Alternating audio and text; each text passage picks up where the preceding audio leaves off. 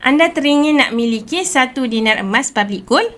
Jangan risau, Syah akan tunjukkan 3 cara mudah untuk dapatkan 1 dinar seberat 4.25 gram emas ni yang berkutu linas 999.9. Harganya hari ni bernilai sekitar RM1,900.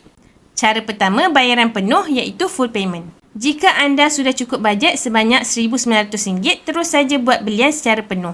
Tak perlu tunggu lama, anda boleh beli 1 dinar ni melalui aplikasi ataupun laman web Public Gold. Malah di ATM Public Gold. Mudah dan pantas. Cara kedua, Easy Payment Purchase, EPP. Tak cukup bajet sekaligus, jangan risau, anda boleh gunakan kaedah EPP patuh syariah selama 6 ataupun 10 bulan. Bayar secara ansuran dan selepas selesai bayar, 1 dinar ni akan jadi milik anda sepenuhnya. Tiada tekanan, cuma simpanan emas yang selamat. Cara ketiga, menabung di akaun emas Gap iaitu Gold Accumulation Program. Cara ni sesuai untuk mereka yang tak mampu buat komitmen bulanan. Tak mampu buat komitmen bulanan, tiada masalah. Dengan akaun emas Gap, anda boleh menabung sedikit demi sedikit mengikut bajet anda.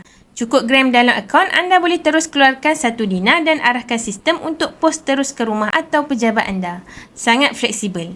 Jadi apa tunggu lagi? Mulakan perjalanan simpanan emas anda hari ini. Rujuk video yang saya pin di profil 5 langkah mudah daftar akaun Public Gold atau DM saya terus untuk saya bantu anda sebaiknya. Ingat, Public Gold mudah, murah dan patuh syariah. Jemput follow.